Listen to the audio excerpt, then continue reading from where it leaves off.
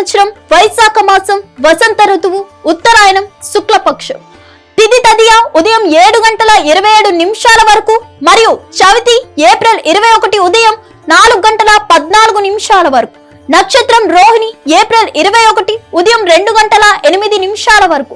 వర్జ్యం సాయంత్రం 6:57 నుండి రాత్రి 8:23 వరకు.